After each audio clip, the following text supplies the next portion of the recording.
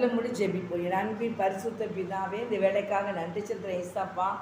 ஆண்டவரே, பேசுகிற நீங்கள் அல்ல, பிதாவின் ஆவியானவர் சொன்ன வசனத்தின்படி இந்த நாளிலே கர்த்தருடைய ஆவியானவரே, உடைய பாதப்படிகளை தாழ்த்தி ஜெபிக்கிறோம். நீர் பேசும் அப்பா, நீர் பேசும், நாங்கள் கேட்கிறோம். இயேசுவின் நாமத்தினால ஜெபிக்கிறேன் நல்ல பிதாவே, ஆமென்.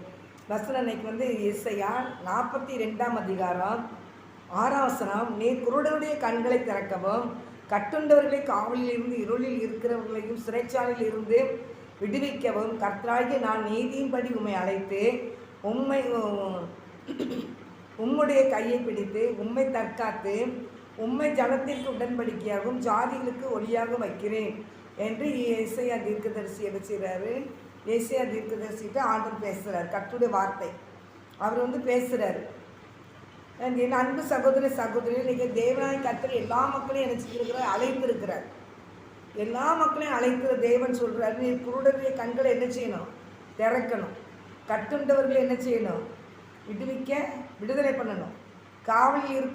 காவலில் இருந்தும் இருளில் இருக்கிறவர்களை சிறைச்சாலையில் இருந்து விடுவிக்கணும்.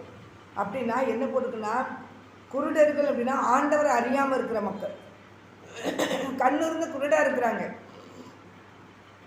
கட்டுண்ட மக்கள், பிசாசின கட்டப்பட்ட மக்கள். அது மாத்திரம் இல்லை, இருளில் இருக்கிறவர்களை சிறைச்சாலைகளுங்க அடைக்கப்பட்ட சூழ்நிலை. அவங்க இந்த உலகத்துக்குள்ள நினைச்சாங்கன்னா வெளியே வர முடியாதபடி ஒரு அடைக்கப்பட்ட சூழ்நிலை. ஆண்டவர் அறியாத பிள்ளைங்க எல்லாமே ஒரு சிறைச்சாலைகள் இருந்த மாதிரி தான் இருக்காங்க. பிசாசு அவங்க என்ன செஞ்சிருக்காங்க? சிறைச்சாலைகளை போட்டு வச்சிருக்கிறான். அந்த மக்களை போய் நீங்கள் என்ன செய்யணும்? கர்த்தருடைய பிள்ளைகள் விடுவிக்கணும். அப்புறம் அதுக்கு என்ன செய்யணும்? சுவிசேஷம் அறிவிக்கணும். ஒன்று. ரெண்டாவது, அவங்களுக்காக பாரப்பட்டு ஜெபிக்கணும். பலவானை கட்டினால் ஒழிய பலவான் கொண்டத்தின் உடைமைகளை சுதந்திரித்து கொள்ள முடியாதுன்னு வசனம் போட்டிருக்கேன். பலவானை அவனுடைய வல்லமையை என்ன செய்யணும்? அவனுடைய கிரிகளை கட்டணும். பலவானை கட்டினால் ஒழிய இந்த உலகம் முழுவதும் கிரியை செய்கிற பலவான இயேசுவின் நாமத்தில் கட்டுகிறேன் அப்படின்னு சொல்லி கட்டும்போது இயேசுவின் நாமத்தினால கட்டணும். கட்டுகிறேன்னு சொன்னால் முடியாது தெரியும். இயேசுவின் நாமத்தினால கட்டுகிறேன்னா கர்த்தருடைய நாமத்துக்கு அதிகமான ஆண்டவர் பவர் இருக்குது. ஏசு அவர் எதுக்கு அவருக்கு பவர்? அந்த பவர் இருக்குன்னா அந்த அதிகாரத்தை நமக்கு கொடுத்துருக்கிறார் ஆண்டவர். அதையும் நம்ம எடுத்து கண்டிப்பாக பயன்படுத்தணும். அவர் இந்த சிலுவையில் நமக்காக அவர் சிலுவையில் அடிக்கப்பட்டு அவர் ரத்தம் சிந்தி அவர் மரித்து நமக்காக உயிர்த்து வந்த தேவன். அதில் அந்த சாத்தானை காலத்தில் நசுக்கி போட்டுட்டார். அதனால நசுக்கி போட்டு அவருடைய அதிகாரத்தை நம்ம கையில் கொடுத்துருக்கிறாரு. அதனால் வானத்துக்கு பூமிக்கு சகல அதிகாரம் எனக்கு கொடுக்கப்பட்டிருக்கு அப்படின்னு இருக்குது. அப்போ வானத்துக்கு பூமி சகல அதிகாரம் கொடுக்கப்பட்டிருக்கு. இந்த பூமியில் சாசுகிரியை செய்துக்கிட்டு இருக்கிறான். பொல்லாங்களுக்குள்ள இந்த உலகம் கிடக்கு. அதனால அந்த தேவனுடைய அதிகாரத்தை பெற்ற நம்ம அவருடைய அதிகாரத்தை மித்த நம்ம என்ன செய்யணும்? நம்ம அவருடைய அதிகாரத்தை உபயோகப்படுத்தி ஜனங்களை விடுதலை பண்ணணும்.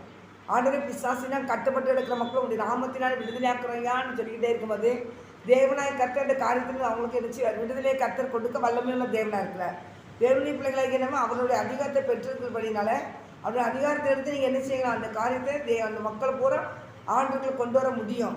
இன்றைக்கி நம்ம கர்த்தருடைய பிள்ளைகளுக்கு விரோதமாக செயல்படுறாங்கன்னா எப்படின்னா, அந்த மக்களுக்கு தெரியலை. அவங்களுக்கு யாருக்குமே தெரியல. யாராக இருந்தாலும் ஏசப்பா யாருங்கிறது தெரியல. தெரிஞ்சிருந்தால் கண்டிப்பாக நினச்சிவாங்க அவங்களும் ஏசு தான் மெய்யான தேவன் அப்படிங்கிறத அந்த நேபுகாத் நேச்சர் சொன்னார்ல, முதல்ல அவங்களுக்கு தெரியலை. அவர் 60 சிலையை அனுப்பிச்சுதான் இருப்பார். வண்ணி அதெல்லாம் காலை வணங்கணும், மேலே மத்தியெல்லாம் வாசிக்கப்படும் அப்படின்னு சொன்னார். அறியாமல் செஞ்சார். அவர் அடுத்த தேவன் யாருங்கிறத அவருடைய வல்லமே வெளிப்படுத்தினார் ஆண்டவர்.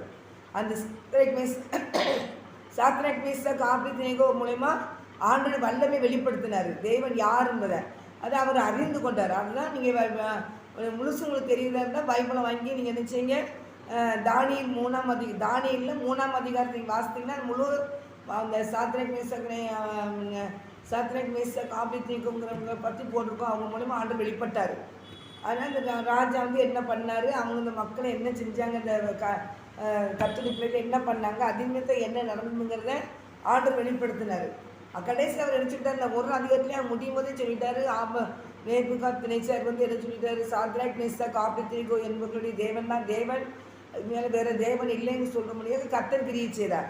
அதே போல தான் இந்த நாளையில் அவங்க அறியாமல் இருக்கிறாங்க. அதனால் தேவ பிள்ளைகளை நீங்கள் அந்த 6ஆம் வசனம், அந்த ஏசாயா 42 6ஆம் வசனத்தில் என்ன போட்டிருக்குது? அந்த குருடரை கண்களை திறக்கிறதுக்கா ஆண்டவர் அறியாமல் கண்ணு இருந்து குருடாக இருக்கிறாங்க.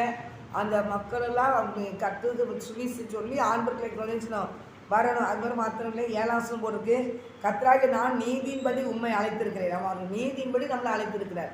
ஒவ்வொரு பிள்ளைகளையும் அவர் நீதியின்படி எடுத்துருக்கிறார், அழைத்திருக்கிறார். அழைத்து உம்முடைய கையை பிடித்து உண்மை தற்காத்து உண்மை ஜனத்திற்கு உடன்படிக்கையாகவும் ஜாதிகளுக்கு ஒளியாக வைத்திருக்கிறேன். ஜாதிகளுக்கு ஒளியாக கர்த்தருடைய பிள்ளைகளை வைத்திருக்கிறார். கர்த்தருடைய பிள்ளைகள் எல்லாத்தையும் ஆண்டவர் ஜாதிகளுக்கு ஒளியாக வைத்திருக்கிறார். அவர் தற்கிறார், பாதுகாக்கிறார். உண்மை தற்காத்து உண்மை ஜனத்திற்கு ஒளியாகவும் உடன்படிக்கையும் வச்சிருக்கிறார். அப்போ நம்மளை பாதுகாக்கிற தேவனாக இருக்கிறாரு. அவங்களும் ஜாதிகளுக்கு ஒளியாக வைத்திருக்கிறாரு. அப்போ கர்த்தர் நம்மளை ஒளியாக வைத்திருக்கனால நம்ம இறங்கி கர்த்தருக்காக நம்ம என்ன சொல்லணும், வேலை செய்யணும். கர்த்தருடைய பிள்ளைகளுக்கு நமக்கு வசனத்தில் போட்டிருக்கு, 8ஆம் வசனம் போட்டிருக்கு. ஏசாயா 42ஆம் அதிகாரம் 8ஆம் வசனம், நான் கர்த்தர், இது என் நாமம், என் மகிமை வேறொருக்கும் என் துதியை விக்கிரங்களுக்கும் கொடேன். அப்போ என்னுடைய நாமம் என் மகிமையை வேறொரு கொடுக்கவே மாட்டேன், என் துதியை விக்கிரங்களுக்கு கொடுக்கவே மாட்டேன். அப்படி கர்த்தருடைய பிள்ளைகள் கர்த்தருடைய நாமத்தினால இறங்கி செயல்படும் போது தான் ஆண்டவர் இந்த பிள்ளைகளுக்கு என்ன செய்வார், விடுதலை பண்ண முடியும். அதனால் எல்லாத்துக்கும் கொடுக்க மாட்டார், விக்கிரங்களுக்குலாம் கொடுக்கவே மாட்டார். ஆண்டவருக்கு முதல் ஆண்டவர் பிடிக்காத ஒரு காரியம் விக்கிரகாராதனை. அந்த விக்கிரகாராதனைக்குள்ளே இருக்கிற விக்கிரங்களுக்கு கொடுக்க முடியாது. இது தேவாதி தேவன், ராஜாதி ராஜன், வானத்தின் பூமி படைத்த தேவன், உலக ரட்சகர், உலக மீட்பர், நம்மளை மீட்டெடுக்க வந்த மேசியா, இந்த உலகத்தை என்ன பண்ணுறாரு, எல்லா மக்களையும் ரட்சிக்கிறதுக்கு வந்திருக்கிறாரு. அதனால என்ன செய்ய மாட்டார், துதியை விக்கிரங்களுக்கே கொடுக்க மாட்டேன். அதை தேடி இந்த ஒரு கானானிய ஸ்திரீ வருவாங்க. ஏசாயாவில் ஒரு கானானிய ஸ்திரீ ஆண்டவர்கிட்ட ரொம்ப பேசுவாங்க. தன் மகளுக்கு பிசாசின் பிடியினால் பாதிக்கப்பட்டிருக்காங்க. மத்திய 16 நினைக்கிறேன், பிசாசின் பிடியினால் பாதிக்கப்பட்டிருக்கிறா அப்படின்னு சொல்லி என்ன செய்வாங்க, அது கேட்பா. அப்போ ஆண்டவர் என்ன சொல்லுவார், நம்ம பார்த்தீங்கன்னா 15ஆம் அதிகாரம், மத்திய 15ஆம் அதிகாரம், அவர் சொல்கிற தன் மகளுக்கு பிசாசின் பிடியினால் எத்தனை 22ஆம் வசனம் 15, மத்திய 15:22 பிசாசு கொடிய வேதனைப்படுகிறாள். மகன் பிசாசினால கொடிய வேதனைப்படுகிறாள். அவளுக்கு பிரயுத்தரமாக அவர் அப்பொழுது அவருடைய சீசர்கள் இவள் நம்மை பின்தொடர்ந்து கூப்பிடுகிறாளே, இவளை அனுப்பிவிடும் என்று அவரை வேண்டிக் கொண்டார்கள். அதற்கு அவள், காணாமல் போன இஸ்ரவேலருக்கு வீட்டாருக்கே நான் அனுப்பப்பட்டேனே தவிர மற்றபடியே நான் வரல அப்படின்பார். இஸ்ரவேலர்களுக்காக தான் வந்திருக்கிறேன், அவருடைய பிள்ளைகளை மீட்டெடுக்க தான் வந்திருக்கிறேன். என் பிள்ளைங்க என்னை அறியாமல் இருக்கிறாங்க, அவங்களெல்லாம் மீட்டெடுக்கணும் அப்படின்னு சொல்லி தான் வந்தார். ஆனாலும் இந்த கானானிய ஸ்திரீ என்ன செஞ்சா, திருப்பி ஏசப்பா பாதத்தில் போய் என்ன செஞ்சா, கெஞ்சி நிற்கிறா. அவர் சொல்கிறாரு, அவர் ஆண்டவரை எனக்கு உதவி செய்யும் என்று அவரை பணிந்து கொண்டால், அவர் அவளை நோக்கி, பிள்ளைகளின் அப்பத்தை எடுத்து நாய்க்குட்டிகளுக்கு போடுறது நல்லல, நாய்க்குட்டிகளுக்கு நான் போட மாட்டேன், என் பிள்ளைகளுக்குள்ள அப்பத்தை நான் எடுத்து உங்களுக்கு போட முடியாது அப்படிம்பாரு. அதான் விக்கிரங்கள் அவருக்கு பிடிக்கவே பிடிக்காது. ஆனால் அந்த இடத்துல இருந்து வெளியே இயேசுவை தேடுற பிள்ளைகளுக்கு கண்டிப்பாக அவர் எல்லாம் உதவி செய்வார் என்று அவர் தான் உலக ரட்சகர். அவர் தான் பிள்ளைகள் எல்லாத்தையும் பரலோகராஜ்யத்துக்கு கூட்டிகிட்டு போகிறாரு. அதனால் எல்லாத்துக்கும் இப்படி அள்ளி வீச மாட்டார். அதனால் இப்போ அள்ளி வீசுகிற விதைகள் கூட நல்ல நிலத்தில் விதைக்கப்பட்ட விதைகள்லாம் 30, 60, 100 ரூபாய் பலன் கொடுக்கும். ஆனால் வெட்டாந்தரத்தில் விழுந்ததுக்குலாம் என்ன செய்யாது, கால் நடம் மிதிப்பட்டு அதெல்லாம் வராது. கல்லில் போய் போட்ட விதைகளும் முளைக்க முடியாது, வழியறிங்க போட்ட விதைகளும் முளைச்சாலும் அது எழும்பி வர முடியாது. நல்ல நிலத்தில் விதைக்கப்பட்ட விதைகள் வளர்றது தான் பெரிய ஆசீர்வாதம். அதே போல் கர்த்தருடைய பிள்ளைகளுக்கு அவர் கொடுக்குற ஆசீர்வாதம் கர்த்தருடைய பிள்ளைகள் மேலே தான் நினச்சிவார் இந்த ஆசீர்வாதத்தை கொடுக்க முடியாது. எல்லார் மேலேயும் மழையை வருஷிக்க பண்ணுறாரு. ஆனால் எல்லாரும் ஏசப்பா இடிச்சு என்னை தேடலை, யாருமே ஆண்டவருக்கு பின்பற்றி நிறைய மக்கள் வரல. இன்றைக்கி அழிவு நோக்கி தான் போயிட்டு இருக்கிறாங்க, பாவத்தை நோக்கி தான் போயிட்டு இருக்கிறாங்க. பரிசுத்தம்னா என்னன்னே அவங்களுக்கு தெரியல. இந்த உலகத்தில் கொஞ்ச நாள் தான் இருக்க போகிறோம், என்ஜாய் பண்ணுவோம்னு சொல்லி உலகத்தில் அப்படி என்ஜாய் பண்ணிக்கிட்டு தான் போய்கிட்டு அழிஞ்சு நித்திய காலமாக அக்கினியில் போய் கிடக்க போகிறாங்க. ஆனால் அன்பு சகோதரியே என்ஜாய் பண்ணுறது இல்லை, ஆண்டவரை துதிக்க தான் எல்லா மக்களையும் ஆண்டவர் தெரிந்தெடுத்தார். இந்த ஜனத்தை எனக்குன்னே தெரிந்தெடுத்தேன், அவருக்காக தெரிந்தெடுத்தார். என் துதியை சொல்லி வருவாங்கன்னு அதை சொன்னார். ஆனால் அவர் துதியை சொல்லி நினச்சில வரல. நீங்கள் அவங்க பாட்டு போய்கிட்டு இருக்கிறாங்க. அதனால் தேவ பிள்ளைகளை நீங்கள் ஏசுன்னு நினச்சிங்க, ஏற்றுக்கொள்ளுங்க. கடைசி அந்த மகள் போராடி ஏசப்பட்ட ஆசீர்வாதத்தை பெற்றுக்கொண்டா. அந்த போராடினா தான் ஆண்டவர்கிட்ட போராடினா தான் அந்த ஆசீர்வாதம் நமக்கு கிடைக்கும். அப்போ தான் ஏசப்பா யாருன்னு நமக்கும் தெரியும். அதனால் சும்மா சிம்பிளாக ஆசீர்வச்சிட்டோன்னா ஏசப்பா யாருன்னே தெரியாது. போராடி கடைசியில் பாருங்கள், அதுக்கு 27ஆம் வசனம், மத்தேயு 15:27 அவள் மெய்தான் ஆண்டவரே, ஆகிலும் நாய்க்குட்டிகள் தங்கள் எஜமானின் மேலிருந்து விழும் துணிக்கைகளை தின்னுமே என்றாள். இயேசு அவளுக்கு பிரேத்திரமாக, ஸ்திரீயே, உன் விசுவாசம் பெரியது, நீ விரும்புகிறபடி உனக்கு ஆக கிடவது என்றால் அந்நேரமே அவள் மகள் ஆரோக்கியமானாள். அப்போ ஏசப்போட போனதான் சுகம் கிடைக்கின்ற நிறைய மக்கள் தெரியுது. ஆனால் என்ன செய்யல, முழுமையாக ஏசப்பட வர முடியல. ஆனால் ஆண்டவருக்கும் அந்த மகளுக்குள்ள நிறைய காரியங்கள் பேசப்படுறாங்க. பேசி தன்னை யாருங்கிறத அந்த மகளும் உணர்ந்து கொண்டா, ஆண்டவர் வந்து எல்லா மக்களும் விடுதலை பண்ண வந்த மகள் தான் சொல்லி தன்னை தாழ்த்தி அந்த மேஜைக்கு விழுந்து, நான் நாய்க்குட்டிகள் போட மாட்டேன், இஸ்ரேல் ஜனத்துக்கு தான் வந்தேனாரு. ஆனால் வந்து மேஜைக்கு விழுக்கிற துணிக்கைகளை கூட நாய் திரும்பி ஆண்டவரே, அதையாவது எனக்கு போடுவாண்டவரே, என் பிள்ளையை காப்பாற்றாண்டவர் என்ன போய் நிற்கிறான். ஆனால் உன் விசுவாசம் பெரியது, நீ விரும்பினபடி உனக்கு ஆக கிடவுது அப்படின்னு சொல்லி ஆண்டவர் மகளை அனுப்புறாரு. அப்போ இவ்வளோ தூரம் மத்தியில் அப்போ ஏசப்படா விடுதலை உண்டுங்கிறது அந்த மகளுக்கு தெரிஞ்சிச்சு. அன்னைக்கு அன்பு சகோதரி சகோதரியே, ஏசு கிறிஸ்து நாட்களை உங்களை என்ன செய்கிறாரு, தேடி வர்றாரு. அது மாத்திரம் இல்லை, கர்த்தருடைய பிள்ளைகள் இன்னைக்கு ஊழியம் செய்கிற பிள்ளைகள்லாம் ஆண்டவருடைய அழைப்பு பெற்ற பிள்ளைகள். நீங்கள் ஊழியம் செய்கிறாங்கன்னா லேசில் யாரும் செய்ய முடியாது, அவங்க லேசில் செய்ய முடியாது, அவங்க எழுப்பி நிற்க முடியாது ரொம்ப. ஆனால் தேவ பிள்ளைகளாக என்னமோ ரட்சிக்கப்பட்ட பிறகு குருடனுடைய கண்களை திறக்க வேண்டும், கட்டுண்ட மக்களுக்கு விடுதலை கொடுக்கணும், இருளுக்கு மக்களும் காவலில் இருக்கிற மக்களையும் கணிச்சிட அந்த ஒரே காரியம் அது. பிசாசு எப்படின்னா கட்டப்பட்ட மக்கள், கண் இருந்து தெரியாத மக்கள், கட்டப்பட்ட பிசாசுனா கட்டப்பட்ட மக்கள், இருளில் இருக்கிற மக்கள், அது சிறைப்பட்டு கிடக்கிறாங்க. கட்டுரை இன்னைக்கு நிறைய மக்கள் பிசாசினால சிறை பிடிக்கப்பட்டு கிடக்காங்க. அப்போ ஒரே வசனம், இந்த ஏசப்பாவை அறியாமல் கிடக்கிற மக்கள்லாம் ஒரு சிறைச்சாலைக்குள்ள இருக்கிறது போல இருக்காங்க. அந்த மக்களை வெளியே கர்த்தர் கொண்டு வரணும்னு விரும்புகிறாரு. அப்போ உங்களை தான் எடுத்து பயன்படுத்துறாரு, உங்களை தான் ஆண்டு தேடுகிறாரு, உங்களை தான் கர்த்தர் நடத்தணும்னு நினைக்கிறாரு. ஒவ்வொரு பிள்ளைகளும் கர்த்தருடைய வார்த்தைக்கு கீழ்ப்படிந்து, கர்த்தருடைய வார்த்தைக்கு கீழ்ப்படிந்து நடந்தீங்கன்னா கண்டிப்பாக ஆண்டரை ஆசீர்வதிக்க முடியும். அவர் நீதியின்படி நம்மளை அழைக்கிறாரு.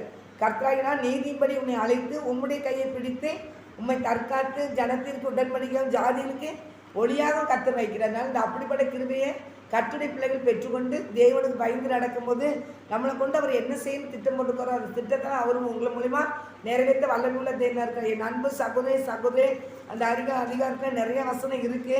அதனால் இந்த தேவ பிள்ளைகளாகி நீங்கள் தேவனுடைய வார்த்தைக்கு கீழ்ப்படிஞ்சு நடங்க. நான் கர்த்தர், இது என் நாமம், என் மகிமை வேறொருக்கு கொடுக்க மாட்டேன், என் துதியை விக்கிரங்களுக்கு நினைச்ச மாட்டேன், கொடுக்க மாட்டேன். அவர் வந்து விக்கிரங்களை வந்து அவர் வெறுக்கிறார், அவருக்கு அது பிடிக்காத காரியம். எங்க நினச்சி நம்ம ஆண்டு பிதா மலை மேலே ஏறி வர சொல்லுவார். யார்? மோசையை மேலே ஏறும்போது 10 கட்டளை பிதா எழுதி கொடுப்பாரு. கல்லில் அக்னியெல்லாம் கல்லில் எழுதப்பட்டிருக்கும். அவர் வரலான்னு ஆண்டு வரலான்னு எழுதி 10 கட்டளை கொடுத்துருப்பாரு. ஆனால் அது இறங்கி வரும்போது மக்கள் என்ன செஞ்சாங்க, விக்கிரங்களுக்கு முன்னால் குடிச்சு வெறிச்சு பல என்னென்ன பாவங்களும் அவ்வளோ பாவம் கீழே செய்கிறாங்க. அவர் வர 40 நாளாக இருந்துச்சு. 40 நாளுக்குள்ள மோசைக்கு என்னது ஆயிடுச்சு, நம்ம இப்படியே இருக்கக்கூடாது, இதனால வரைக்கும் மோசைக்கு பின்பற்றி வந்தோம், சொன்ன பிதாவை பின்பற்றணும். ஆனால் இன்னைக்கு நம்ம பின்பற்றி போகிறதுக்கு எந்த தெய்வமும் இல்லைன்னு சொல்லி தான் அவங்க ஒரு விக்கிரங்களை செடிச்சுட்டாங்க, படைச்சாங்க, வச்சாங்க. கழுத்தில் கையில் கிடக்கிற நகையெல்லாம் போட்டு தீட்டில் போட்டு எரிச்சு வெளியே வரும்போது ஒரு கண்ணுக்குட்டி சேலை வந்துச்சு. அந்த இதை தான் வச்சு என்ன செஞ்சாங்க, வணங்குறாங்க. மோசை வந்தோன்னு பரவாயில்ல, 40 நாள் ஆகிட்டு நான் வரலன்னு இப்படி செஞ்சீங்களா அப்படின்னு முத்தம் கொடுக்கல, அவர் பாராட்டலை. அவர் என்ன பண்ணார், கையில் இப்படிதான் எழுதி கொடுத்த கற்பலகையே உடைச்சிட்டார் கோபத்தில். ஐயோ, இது ஆண்டருக்கு பிடிக்காத ஒரு காரியமாக ஆச்சேன்னு சொல்லி என்ன செஞ்சார். அவர் பரிசுத்தமுள்ள தேவன். அவர் மோசை மேலே பொண்ணு கூட சொல்றாரு, அந்த மலையை கூட யாரும் தொடக்கூடாது அவன் அப்படின்னா கண்டிஷன் பண்ணியிருப்பார். அந்த மலை பக்கத்தில் வரவே கூடாது, ஆடு மாடு கூட அந்த மலை மேலே எரிச்சக்கூடாது, ஏறி வரக்கூடாதுன்னு சொல்லி ரொம்ப கண்டிஷன் பண்ணி தான் மோசையை கூப்பிட்டுருப்பாரு. ஆனால் அந்த இறங்கி வரும்போது விக்கிரங்களை ஆராதனை பண்ணும்போது மோசை பயங்கரமான ஐயோ அவ்வளோ பேரும் ஆண்டுடைய கோபத்துக்கு ஆளாகிட்டாங்களேன்னு சொல்லி கற்பனை உழைச்சி அந்தால வந்து நிற்பான். வந்து நின்று என் பக்கம் சேர்ந்தவங்க என் பக்கம் வாங்கன்னு சொல்லி அப்படி நிற்பாங்க. ஒரு குரூப்பாக அவர் பக்கம் போகும், ஒரு கொத்தனை அவர் பக்கமாக போயிடும். மிச்சத்தை எல்லாம் அழிக்கப்பட்டுருவாங்க, மிச்சம் எல்லாம் அதை எடுத்து வணங்கினவங்க அழிக்கப்பட்டுருவாங்க. அதனால் பாருங்கள், அப்படி தான் விக்கிரங்கள் பரவுனது. அதனால் விக்கிரங்கள் வந்து ஆண்டுக்கு பிடிக்காத ஒரு காரியம். ஆனால் தேவனுடைய பிள்ளைகளாக நீங்கள் நம்ம உண்மையான தேவன், அவரை ஆராதிக்க இந்த துதியை நான் வேறொருக்கு கொடுக்கவே மாட்டேன்னு இருக்கிறாரு. அதனால் தேவனை துதிக்க தான் நம்மளை ஆண்டவர் அழைச்சிருக்கிறாரு. இந்த ஜனத்தை எனக்கு தெரிந்தெடுத்தேன், இவர்களை துதி சொல்லி வருவார் ஆண்டவர் சொல்லியிருக்காரு. கர்த்தருடைய துதியை சொல்கிறது தான் நம்மளை ஆண்டவர் அழைச்சிருக்கிறாரு. என் அன்பு சகோதரி சகோதரன், கர்த்தருடைய துதியை நீங்கள் நினச்சிங்க சொல்லி வாங்க, தேவனை பின்பற்றுங்க. கர்த்தர் உண்மையான தேவன், அவர் தான் நம்மளை ரட்சிக்கிற தேவன். இந்த உலகத்தில் இருந்து என்ஜாய் பண்ணிட்டு அப்படியே போகிறது கிடையவே கிடையாது. எல்லாரும் பரலோகராஜ்யத்துக்குள்ளே போகணுங்கிறது தான் தேவ சித்தமாக இருக்குது. ஒருவரும் அழிந்து போகக்கூடாது. அவனை தேடி தான் இந்த உலகத்துக்கு வந்தால் ஏசப்பா அவ்வளோ பாடுபட்டு சிலுவை சுமந்து நம்ம அவர் உயிரை கொடுத்து மறுபடியும் என்ன செஞ்சார், தேவனுடைய ராஜ்யத்துக்கு அங்கே போனார், பரலோகத்துக்கு போனார். ஆனால் கூப்பிட்ற யாருக்கும் சபிமா இருக்கிற தேவ தூதர்களுக்கு கொடுத்துருக்கிறாரு. பணிவிட தூதர்கள் நிறைய பேர் இருக்கிறாங்க. ஆனால் நம்ம கண்ணுக்கு எல்லாமே தெரியாது. தேவனுடைய பிள்ளைகளாகி நீங்கள் ஆண்டு பயப்படுற பிள்ளைகளுக்கு ஒரு சில பிள்ளைகளுக்கு ஆண்டு வெளிப்படுத்திடுவார். அதான் பிதா குமாரன் பரிசுத்தாவின் எல்லாரும் அங்கே இருக்கிறாங்க. பிதா வந்தாங்க, அப்புறம் ஏசப்பா வந்தாங்க, அப்புறம் பரிசுத்தாவினர் அனுப்பியிருக்காங்க. நீங்கள் ஆண்டவரே எனக்கு இறங்கும் அப்படிங்கும்போது பரிசுத்தாவினர் உங்களுக்கு உதவி செய்ய வல்லமையில தேவனாக இருக்கிறாரு. ஆண்டவரே என்னையும் ரட்சிங்க ஏசப்பா, இந்த உலகத்தில் கிடக்கிறப்பா, விடுதலை பண்ண முடியுது, என்னால் விடுவிக்க முடியலப்பா, பாவத்தில் அடிமைப்பட்டு கிடக்கிறேன்ப்பா. ஆண்டவரே குடிப்பழக்கத்துக்கு அடிமைப்பட்டு கிடக்கிறேன், பச்சாரத்துக்கு அடிமைப்பட்டுருக்கேன், என் பிள்ளைகளுக்கு நான் துரோகம் பண்ணிக்கிட்டு கிடக்கிறேன், என்னுடைய மனைவிக்கு துரோகம் பண்ணிக்கிட்டு இருக்கிறேன், நான் மனம் போன போக்கில் போய்கிட்டு இருக்கேன். ஆண்டவரே எனக்கு இறங்குங்க இறங்குங்க இறங்க, தேவ பாதத்தை நினைச்சுங்க பிடிச்சிக்கோங்க. எங்கிட்டாச்சுன்னா நம்ம தேவ ராஜ்யம் பேச்சில் இல்லை, வெள்ளத்தில் இருக்குன்னா கொருந்தீரில் போட்டிருக்குது. அதனால் அந்த வெள்ளம் கொண்டு தேவ சமூகத்தை பிடிச்சிக்கோங்க. அழுகை பள்ளத்தாக்கை கடந்து சென்று உருவ நடந்தேன்னு தாவீது சொல்லியிருப்பாரு. ஆனால் அழுகை பள்ளத்தாக்கு கடந்தால் நீங்கள் ஆண்டவரை இருக பிடிச்சி விடுங்க. தேவனாய் கர்த்தர் ஒரு நாள் மனம் இறங்கி கர்த்தர் விடுவிப்பார். அல்லேலூயா. மனம் இறங்கி கர்த்தர் கண்டிப்பாக விடுதலை பண்ணுவார். விடுதலை பண்ண மாட்டே போக மாட்டார்.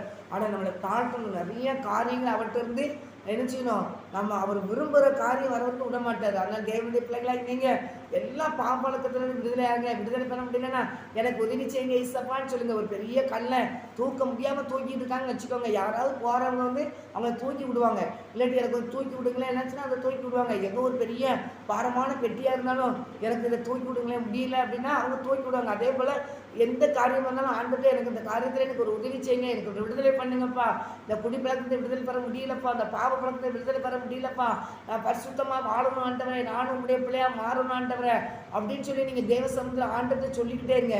கர்த்தர் உங்களை விடுதலை பண்ண கொஞ்சமாக விடுதலை பண்ணி கர்த்தர் முழுமையான ஒரு விடுதலை கர்த்தர் கொடுக்க வல்லமையுள்ள தேவனாக இருக்கிறார். அப்படிப்பட்ட கிருபையும் பாக்கியத்தையும் கர்த்தர் உங்களுக்கு தந்து உங்களை ஆசீர்வதிப்பார். கண்களை முடி நம்ம செப்பி போய் நான்கு தகப்பனே, இந்த நாளிலையும் தகப்பனே, குருடருடைய கண்களை திறக்க ஆண்டவரே சோத்திரப்பா சோத்திரப்பா சோத்திரப்பா.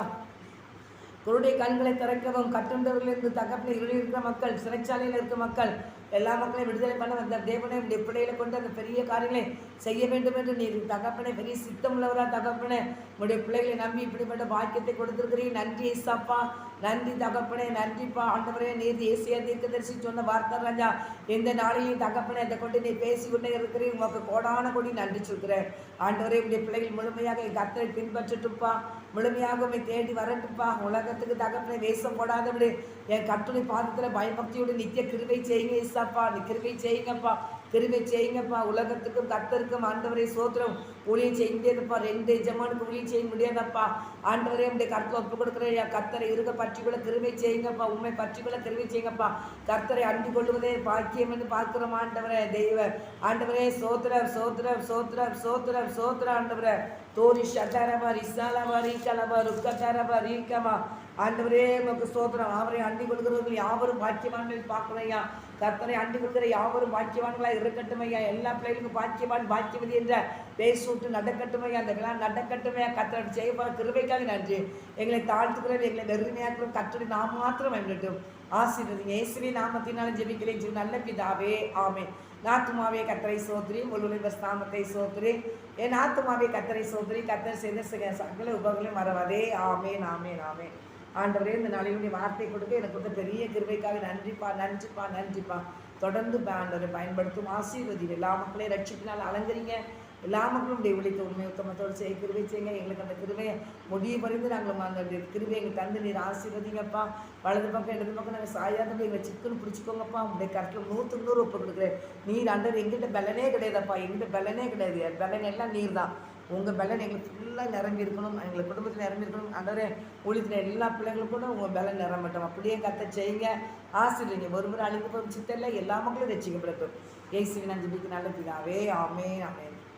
கர்த்தர் உங்களை ஆசீர்வதிப்பாராக. ஆமென்.